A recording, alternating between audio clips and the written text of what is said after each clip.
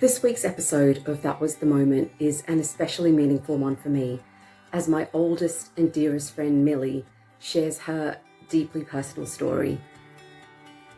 After the heartbreaking loss of her newborn son, Milli found herself navigating an unimaginable grief. But through that pain, something beautiful emerged. She discovered a new sense of purpose and started creating children's books in his memory, turning sorrow into something beautiful. We talk about the signs she followed and how butterflies helped her with her grief. I'm your host, Dashankar, and you're listening to That Was the Moment My Son's Spirit Gave Me Wings to Create. I'm so excited to introduce my guest today. My guest today is Milli Reddy. Milli is one of my oldest friends. We met back in South Africa in the 1980s, and we have been friends ever since. Our friendship has spanned so many decades and continents, and I'm so pleased to have her on the show today. Milli is a pharmacist who completed her PhD in pharmacy administration in UT Austin. After spending 6 years living in the US, Milli is now back in South Africa, living in Durban with her husband and her 4-year-old daughter. Milli developed a deep interest in writing children's books and is soon to publish her second book. I'm so excited to have you here, Milli. Thanks so much, Dashankar. It's really wonderful being on your podcast, and thanks a million for inviting me. I'm so excited for today's conversation, even though I kind of know your story, obviously. It's extra special being on this particular podcast because it was a friendship that spanned almost 4 decades now. Shh, you're telling people how old we are. So why don't we get into it? And why don't you tell me what life was like before your moment? Life was very interesting and exciting. And I think life before my moment kind of set me up for a moment in terms of transitioning from healthcare to being really passionate about children's books. But I'd say that I had life that was rather textbooky in a way. I felt that I was always in control of everything. Destiny kind of lay in my hands, and that everything that happened was because of how much of effort or time I put in. And I think after my moment, there was a realization. Life is a balance of what you put in, also what you destined to achieve. And I think after my moment, I was able to let go a little bit. I think a lot of people who still spend a lot of time around me will say that I still worry a lot about like perfectionism and things like that. But I think I really let go, and I've been focused on trying to really be more balanced as opposed to thinking that I'm in control of everything and everything needs to be perfect, for example. That's how I can kind of describe it. Perception that you're in control. I think that's a really common thing for so many people to feel, because I know I felt like that too. And we all try and control things in different ways. So was yours academic? That's you were trying to achieve academically? Is that what the path you were going down? Yeah. It was like from the time that I was little, and you know me, when we were in primary school in South Africa, very academically focused. And there was a sort of life plan in terms of how things were going to go and the career that I was going to get into. And don't get me wrong, I'm very passionate about healthcare and especially health outcomes research. But my artistic side was a little bit on the lighter side as I sort of pursued more of my academic goals. And I think moment when I started getting into the children's books based on my life experience and things that I had been through. And I think the turning point was probably around 2014 after I finished my PhD and I came back to South Africa, where I started going through that transition and sort of being a little bit lighter on myself now as opposed to when I was younger. Really excited about taking on something that's different from what I normally do for my work. Working with my illustrators and trying to bring to life what I see in my mind, because I can't draw, for example, to save my life. So I've got to explain to the illustrator what I'm thinking and what I'm sort of feeling in order to bring that to life. And it's quite an interesting and exciting experience. Why don't you take us to your moment? So my moment Actually, I think it began around 2011, 2012, when I had come back to South Africa. I came back home because my dad was diagnosed with cancer. And I often say that I should have come back because my dad was here, but I came back because he wasn't. And when he passed away, I wanted to be closer to my mom and to help support her. So I made the transition back to South Africa. And when he passed, it was a life changing moment for all of us in my family. And I didn't realize it then, but I was actually being comforted through several sort of like signs, in my day, like mainly butterflies. Butterflies used to pop up everywhere. And I did sort of appreciate them, but I didn't notice them as much as I did a little bit later on, and I'll explain in a bit. So the butterflies brought quite a bit of comfort, and I think it was almost like when I focused on that loss of my dad, I'd immediately be comforted. If I was outside, I'd notice a butterfly. It would bring me so much of joy, and it just brought me a lot of peace. But I still didn't connect the dots until a little while later. I experienced, a very painful tragedy where I lost my first baby, Adi, and he had a pulmonary hemorrhage at 3 days old. And that moment really it was heart wrenching. And it's something that it's so hard as a mother to, but it was following that experience that it really fell into place, where through the absolute most intense pain, I I really then was able to value um, the little signs and things that I was seeing every day for the previous 34 years that I didn't appreciate as much. And that's when I started making these sort of like connections that, like, if I saw a butterfly and a few minutes later I'd see like something connected to that, like these synchronicities. And it was extremely comforting and took me through a process of healing. Eventually, 4 years later, while I was literally visiting DC for a meeting, in a space of like 5 minutes of being in a coffee shop, this idea of the books just came to be. And of course, the main character is a bubbly butterfly. I couldn't be anything else. It spoke a little bit about my life before the moment. So the books are coupled with the experience of the comfort of the butterfly after my moment, with some of my experiences before my moment. So, for example, a lot of the travel that I did when I was younger and my appreciation for travel that was encouraged by my parents. That's how I kind of bring it together. So, Sonny uh, is a bubbly butterfly that visits different places that I've been to. So Sonny can only really go to countries or towns that I visited. And while he's there, he has some sort of life experience. And a big part of that experience is something that I've gone through. A lot of people don't know that. And while Sonny's in that town or city going through his little adventure, the whole aim of the book is to allow the child and the caregiver or the parent or whoever's reading to the child to experience some of the sights and what the city or town is well known for. So, for example, in Washington, D.C., you'll get the history of the cherry blossoms and how that was gifted to the U.S. From Japan. So it's a little bit of a nerdy book. So, yeah, I haven't really left the academic side behind. I actually got quite a bit of feedback, and I was lucky in the sense that one of my family friends introduced me to somebody who was very involved in creating children's stories for television here in South Africa. And Tani Louise gave me a bit of feedback, and she said, Millie, you need a little bit more adventure in your books and a little more fantasy.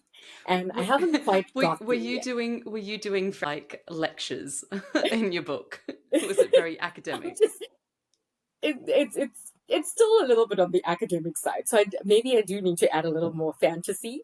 So it's like a little bit of a geography lesson as you're reading the book. But we'll get there, slow and steady. So there's 36 books planned for the series, and I've just finished book 2, and I'm starting on book 3. So I've got plenty of time to bring in the fantasy if needed. Well, having read book 2, because book two is actually based on a trip that we had for your birthday, New York. Mhm. Yes. I loved the mix of teaching the reader and, yes, the child who's going to be enjoying listening to it, teaching them about the city, because there's enough information there about New York. Obviously, it's not like a New York travel guide, but it tells you Mhm. about Chrysler, and then Rockefeller Center's in there, and it's talking about a couple of different aspects of New York. So it's not just an educational book. I think there's enough that a child can still use their imagination. And I think that's the beauty of it. Yeah, absolutely. I think for me, having been blessed with the ability to travel and having a deep appreciation for travel, but also knowing that, especially on the continent that I live on, children in general don't have that opportunity to travel. Yeah. So through these pages of the books, they can literally go to any place in the world. Well, any place that I've been, because I only write about places that I've been to. Generally, in the books, I also tend to go for sites that people may not concentrate on as much, but usually has a bearing on my life experience. So, for example, the Chrysler, which appears in book two, is one of my good friends in London, Peter Crute, who was my manager when I was working up in England. It's his favorite site in New York. So I try to draw in those bits. And like yourself, when you read book two, you recognized, that you featured there. Because I have such fond memories of us celebrating my 30th birthday at 30 on Rock. And what a great experience. And if I can like let everybody know, because when you were 10 and moved to Australia, you had purchased me one of those best friends, or I had given you one of those You necklaces gave it to where me. You best gave it to friend, me. Yeah. Hmm. yeah, and you kept half and I kept half. And we had that for all those years. And then when we met on my 30th birthday, all those years later, because I think you had only visited South Africa once when we were in high school, when, you brought me the upgraded Swarovski version of that necklace with the angel wings broken in half. And that's covered sort of in the book, where Sonny is going to a wing ceremony in Central Park without giving away too much. And that relates to our experience. Sometimes, friends and family notice themselves in a character in the book. And in this particular book, book two, it's quite a special life lesson, which in a way is dedicated to my brother, because both my siblings have been extraordinary in my life. I've been really blessed because they set the path, they set the bar very high, and I've always been there to support me as siblings, but also to a certain extent as parents, because they're a little bit older than me. My sister's 12 years older than me, and my brother is 9 years older than me. I'm extremely blessed with the support that they've given me. And it's very rare that I can give anything back to them. But my brother in particular is someone who's highly motivated, very excited about life and achieving and doing things. And in some ways, sometimes doesn't enjoy the journey as much. So book two is kind of dedicated to him, where Sonny comes across a caterpillar who's struggling with this process of still waiting to acquire his wings and missing the journey around him. So Sonny reminds him to take it a little bit slower in that New York bustle. I was hoping, and if my brother watches this now, knows that be a little patient and enjoy the journey and enjoy what you've achieved, and take it a bit slow until the wings arrive. When I write the books, it takes a while for the story on what I'm going to settle to come through. But once I've got that idea, literally it's done in 5 minutes, because I know exactly what I want to say or focus on. And that's where it's quite exciting right now, because having finished book two and we're going through the publication process, with book three, Sonny comes home to South Africa. And it's so exciting because obviously there's a lot that I want to focus on, with South Africa being my home. And all those ideas are just flowing through and it's coming together. And I'm not quite there yet in terms of writing up the first book, but I'm about 30% there with the ideas. And it's just exciting every day as those start, sort of falling into place. I love that message about your caterpillar wanting their wings, hurry up, hurry up, hurry up. It's a universal lesson for people of all ages. I strongly believe that everything has its time and divine timing. Can't rush it. What's meant to be will be when it's going to be. You've just got to enjoy the journey, as you were saying. So I love that because everyone can relate to that message. Absolutely. And if we relate that to my before moment, it was such an exciting life and I had such extraordinary experiences. But as I reflect now, as I'm getting older, and I suppose everybody goes through this, I feel I didn't appreciate those moments as much because I was always fighting to get to the next accomplishment and the next success and the next milestone and the next goal.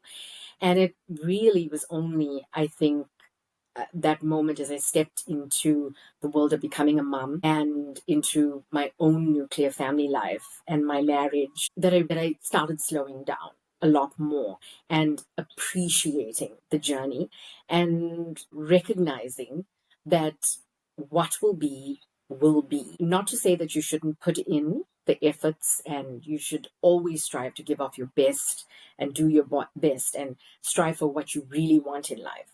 But as I mentioned earlier on, there's that moment where destiny and fate and what will be has to be, and all is well. It's not that it's the right way or the wrong way. It's just that everything is as it should be. And for me, I think that was the moment. I think that's so inspiring that you've gone through probably the worst type of loss someone can go through, losing not just your father but also your son, and to still be able to sit here and say everything happened as it was meant to happen. I think that's really inspiring. And I love the way that you've turned that pain that you were feeling. To be honest, I remember when this happened and I was in London, you were in South Africa, and we were messaging all the time. I kept thinking to myself, wow, she's so strong, because I remember when you would send me messages about the butterflies that you'd seen, and you'd send me like, oh my God, I saw Mhm. this butterfly and da da da. And I know you were grieving, but I was also always so impressed at how well you coped, or at least that's the way it looked to me. Yeah, and I think you summarized that so well because the coping came from the signs. And in fact, I mentioned in the book, there's a little summary about myself that there was an initial book before the Sonny books, and that was just a picture book. Every time I'd see something, whenever I could, I'd photograph it. Mm. I created a actual picture book out of those signs, that comforted me. And it's wonderful to go back to it to see all the little connection points, along the way. It really, truly strengthened me. And in the book, I actually dedicated to Adi Kona, my son. Coincidentally, that's also my dad's initials. It wasn't planned at all. And there you have it, a real sign that this is Adi's legacy. And it's my passion to see it through. But in the book, I actually write AK, the silk thread in my life. And it was a cousin of mine, Simona, who said that. She was like, Milli, this child is the silk thread in your rag life. And it's so amazing because even with that dedication, the word silk is linked to a butterfly, but it wasn't intended. Yeah. So it's really been an amazing experience for me to have that comfort and to be able to also bring comfort and now possibly a lot of joy to the readers, who learn about different places and really ignite their imagination. And even if they're not able to travel, to be able to live that experience through my experience. So it's exciting, and I feel very blessed about that and thankful. Saying there you were like hoping to bring comfort. I remember in 2015 when Maya, my dog, died. And Oh, Maya was my first baby. I don't plan on having children, but Maya was like the newborn because I had her as a little puppy. And I remember when she passed, I remember how much comfort you used to give me. And that wasn't that long after Adi had passed. And I remember you telling me to look for the butterflies. And there were some times where I thought to myself, oh, for goodness sake, Dashanka, pull yourself together.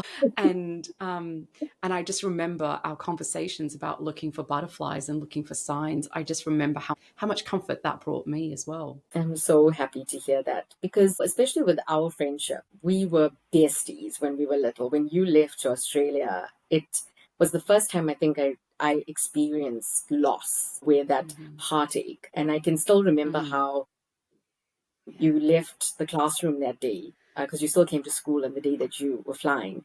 And through the classroom window, I saw you walk along that road in Mitchell Village. That was my last sort of memory of you. And I couldn't really express how sad I felt, and it was hard because back then we didn't have cell phones. We'd call each other on like the We call used to box, and write. We used to actually write yes, we did, letters. right. I still have all your letters, Do you? Oh and my it would God. take a long time. It was like ridiculous. Okay, I'm really aging myself here, but we missed a lot of those in person milestones. Mm-hmm. I think Mm-hmm. to be able to hear now that I was still able to be there for you in your most difficult times. It really makes me feel happy, not about your sadness, but at least that I was there because our Yeah. friendship has really been one of long distance. I think even when we both lived in England for a while, we didn't even know that we We crossed didn't over for know. such a long time. And I'm really happy to hear that I was able to bring you that comfort and that you're also looking out for the I butterflies. still look out for butterflies. I still look out for dragonflies. I look out for all sorts of signs. And actually, the most common sign now that I get is actually seeing Maya's name, or Kelsey, my other dog. I see their Mhm. names in like in different things. Like a car will go past, and the number plate would kind of spell Maya or something. For me, those signs are so comforting, and it makes me smile, regardless of what kind of day I'm having. If I'm really sad, upset, if I see a sign, I smile. And I think Absolutely. that's the beauty of it, isn't it? You feel this like restoration of hope. It Mm-hmm. just uplifts the spirit and it strengthens you to take on Yeah. whatever you need to. Even this morning, I saw a white butterfly, and then I wasn't so nervous about this podcast. With my dogs, I do still ask them for signs. So yeah, all those signs they bring comfort, they bring peace, as you said in the beginning. And what other signs do you see or look for? So mainly it's been the butterflies, but every now and then it will be some kind of um, unique item. So most recently, it actually was sunflowers. And even when I did my picture book, there was a day when my husband and I were playing tennis on the tennis court.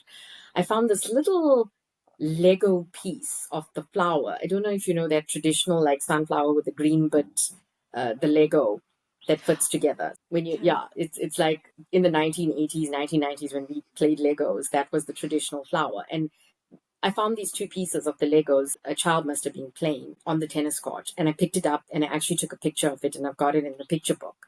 So this was years ago. And it just took me back to a time when I was much younger. And my uncle, who has also passed, um, he had bought those Legos. And it always reminded me of him when I saw those sunflowers, Uncle Anthony. And recently, his daughter was planning a first birthday party with sunflowers for her daughter. And then sunflowers just started popping up everywhere, including this morning. I mean, maybe they're always there, but I started noticing them more. So it's usually flowers, or like you're saying, it might be a name or just a color, just different things. And I have this special friend, Anisa, who lives in Amsterdam. And for years now, she's been on a daily basis just sharing a photograph. We don't even chat about it. In fact, I think the last time we spoke was like a year ago when she visited me here in South Africa. But every single day, she sends me a photograph of something that she's taken a picture of. And we never talk about it. But even that photograph impacts me in some way because I'll see the picture and then a couple of days later, there'll be something very similar in my own environment or something that I think of or a comforting message. So, yeah, that's how I kind of like see the sign. I mean, it's very uplifting. There's other friends and family that sometimes when I get very excited, I'll like send them a voice note or share the picture. When it's a long story, then I have to voice note to explain exactly what the sign is about. It's all of these signs that have led to what happens on the pages of the Sonny books. It's very, exciting. And Sonny comes home in book 3, and I'm really excited to be able to share that, especially with my fellow South Africans and locals, and be able to talk more about Sonny's adventures in a local environment. Yeah, definitely. That's amazing. What other countries Yeah. is Sonny going to be visiting? So he's definitely going to make a trip to Switzerland, where I first touched snow. Believe it or not, it was the very first time I touched snow, even though we do have, moments of snow in Drakensberg and things like that. The first time I ever experienced snow was when I was 21. And in Africa, Ghana, for sure. And yeah, quite a few places in Europe. I mean, I lived in London for a while, so definitely the UK. And I'm really sad to say that at some point Sunny will have to visit India, although I haven't been. So I'm going to have to make a trip to India very soon, because that's one place that I really want to go to. I haven't been to the East, and I need to do that. And he'll be sure to come visit you in Australia too, because I definitely owe I you was that just trip. about to say that. He has to come to Australia as well. I love it. Like Sonny's going to force you to go to all these countries. It's amazing. The first time that I was like exposed to travel, and you might remember this because my dad was a school principal, and he organized, I think, 89 going into 1990. He set up a family trip for us to travel around South Africa, starting in Durban on the Hmm. Garden Route, and then all the way along the Garden Route to Cape Town and back through Bloemfontein to Durban. And we We coincidentally bumped into met each other. in Port Elizabeth. Yes, now called Gqeberha, by the way. So we bumped Oh, into each other, okay. and that was so exciting. So my that was the first time I think I was exposed to travel, and it was such an exciting. It was almost nearly 2 months that we were on the road, and my mom and dad planned this out very, very nicely. I don't think my siblings were as excited as I mentioned. They're much older than me. So my brother had just finished high school, and my sister was already at medical school. And here they were cramped up in the car, having to go around South Africa with us. But I was 10, and so I thoroughly enjoyed it. And just learning about all of the history and looking at the different landscapes in South Africa.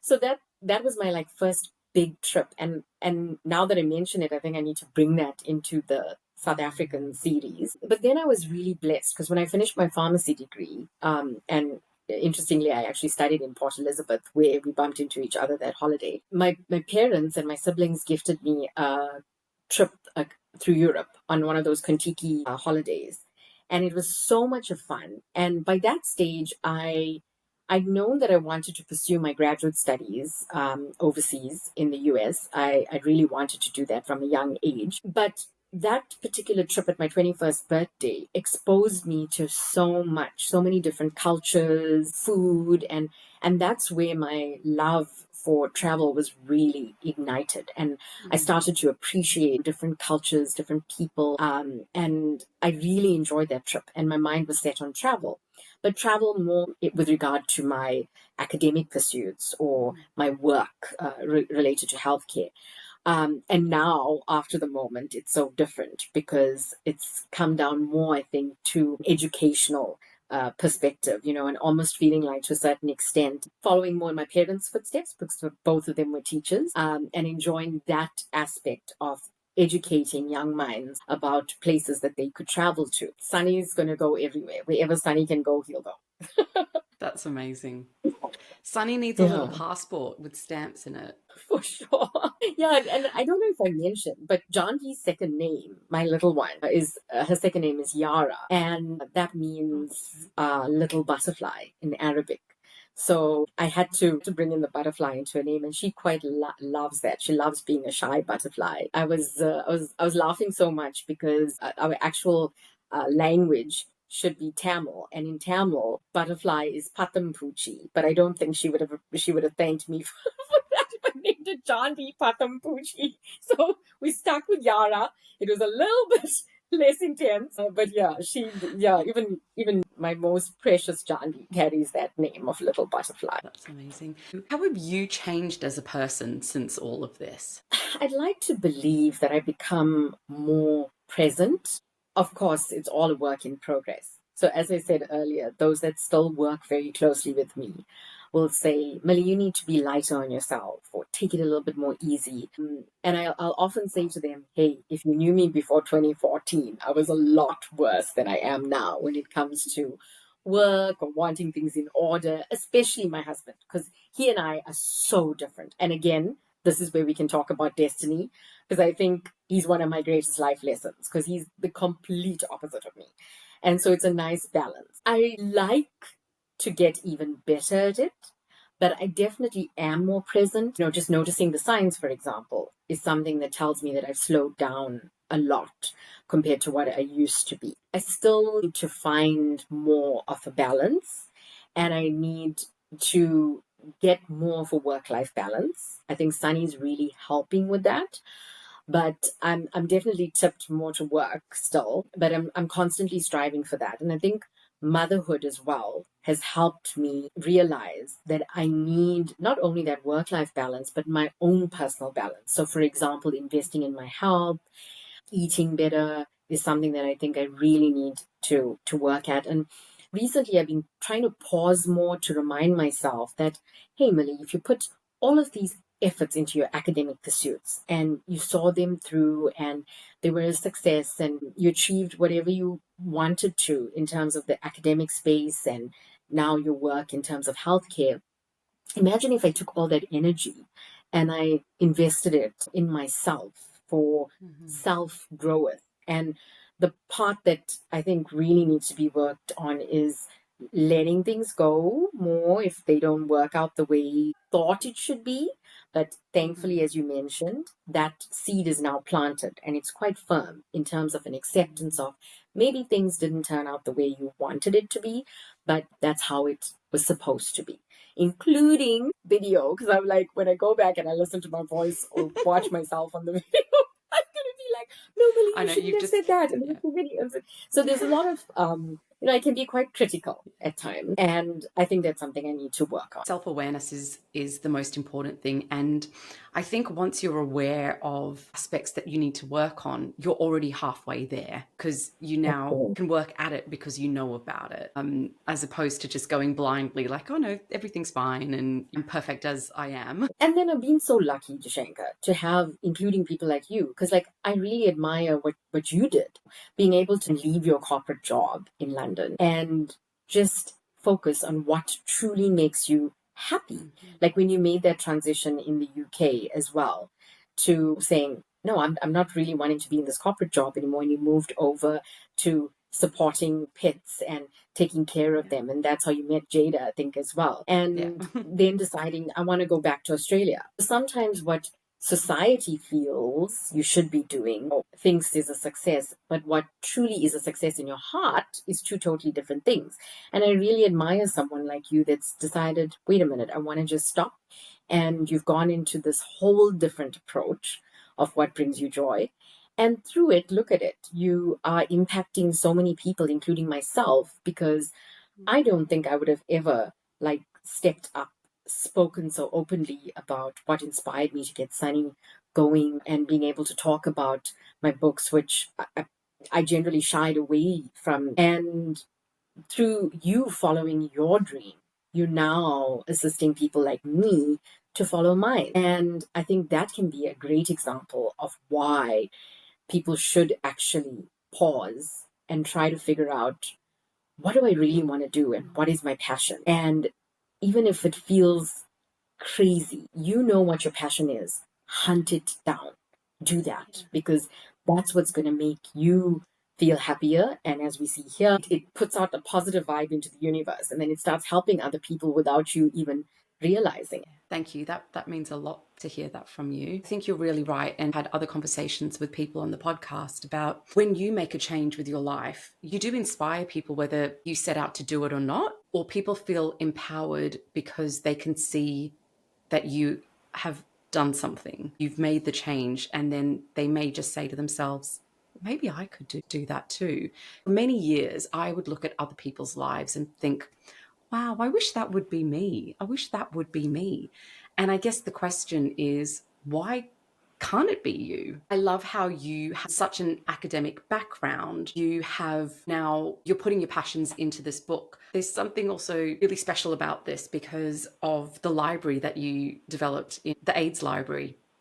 Yeah. Do you want to tell us a bit about the AIDS library? Because I feel like it's almost like you're coming full circle. This book was always meant to be. Again, it's one of those things that just connected. So when I was at UT Austin, completing my PhD, the Clinton Global Initiative had chosen the University of Texas at Austin as their site to hold one of their conferences. So I had submitted a proposal for a project that I was working on in South Africa to the Clinton Global Initiative, and President Clinton selected it as one of the top projects. And it was such a surreal experience because I'm thinking now I ended up like on this TV show, the Today Show, and things where I was interviewed.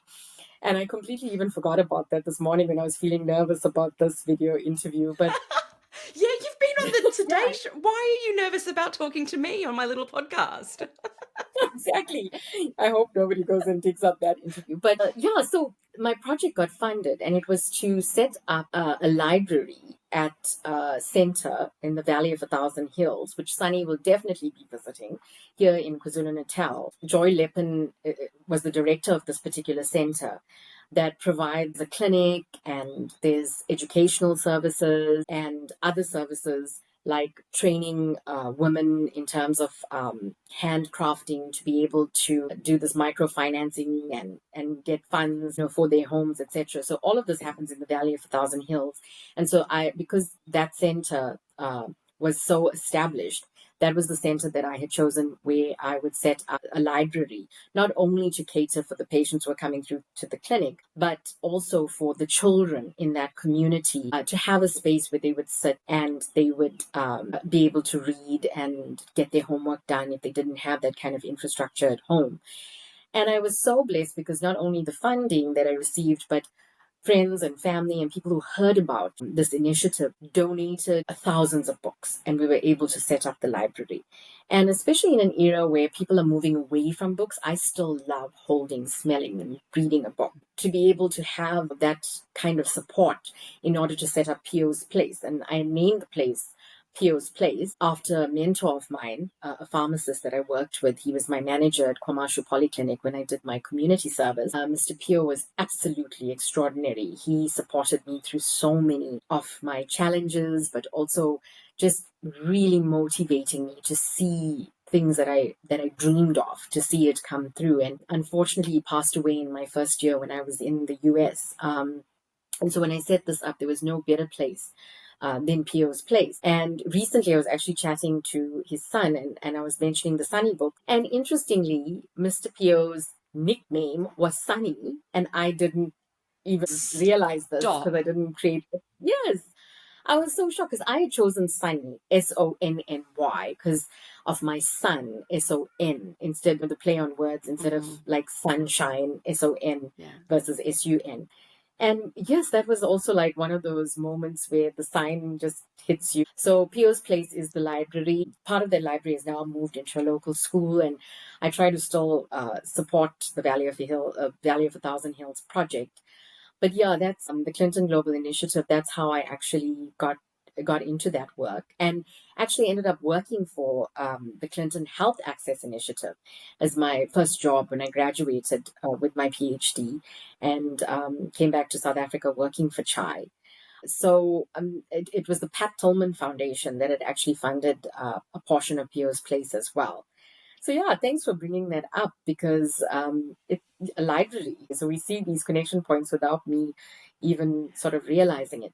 And one other thing that I wanted to mention now that you brought up this experience with the Clinton Global Initiative. When I finished my pharmacy degree in South Africa, I was hell bent on continuing with my graduate studies, and I really wanted to pursue a scholarship in the US. And so when there were certain delays that I experienced in terms of me attaining my scholarship, it was a requirement that to register as a pharmacist in South Africa, you had to complete your community service. And I always said I'm not going to go into the clinical environment, so maybe I shouldn't do my community service. My parents kind of steered me toward finishing it so that I could tick that box off. And if I did want to work in pharmacy, I could. So I was kind of rushing through it, as I mentioned, me and my rushing to all my goals. So I saw the community service more as a like, oh, you're holding me back a year. But had I not completed that step, I would have not met Mr. Pio. And he had such an important bearing on my life.